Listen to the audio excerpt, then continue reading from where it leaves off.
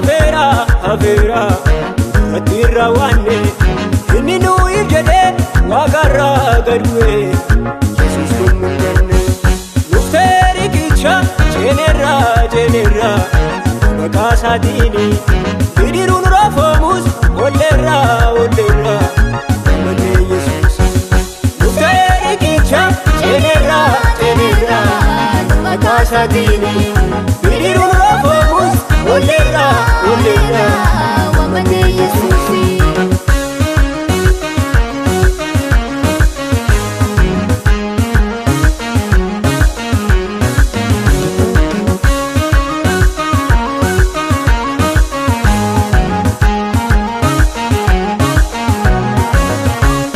Yesus kuno chanof kalchana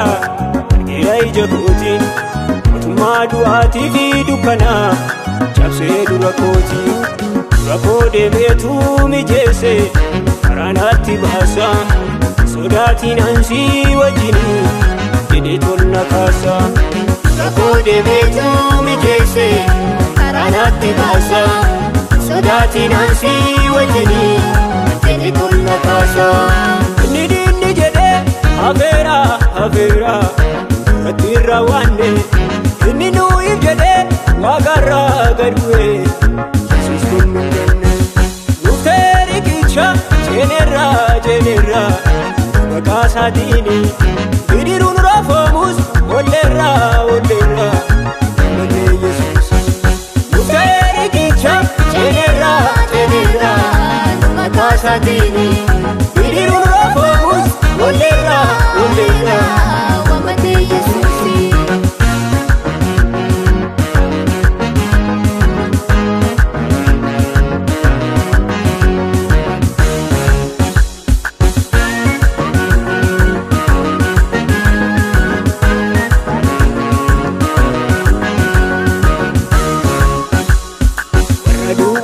Sama kako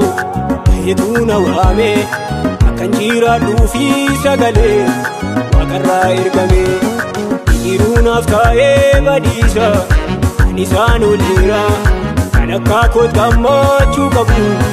Meresa jira Irunaf kae badisa Anisano lira Kanakakot gammachu kabu Meresa jira Nidini jede Avera Atira wanne Inni nuyi jede Wagarra gadwe Jesus kumungane Nufteri kicha Jenera Makasa dini Bidirun rafamus Olera Mane Jesus Nufteri kicha Jenera Makasa dini Bidirun rafamus Olera Wamane Yesusi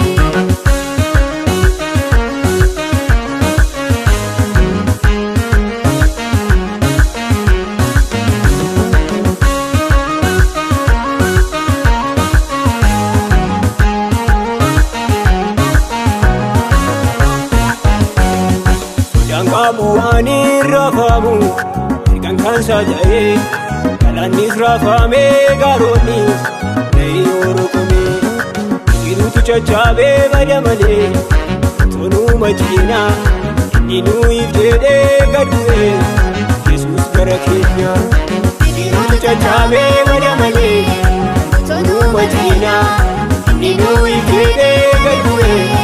Jesus gara kenya Nidini jede Avera Atira wanne Inni nuyi jede Wagarra gadwe Jesus kumungane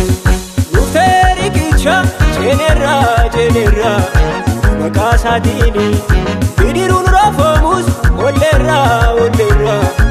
Mane Jesus Nufteri kicha Jenera Makasa dini Bidirun rafamus Olera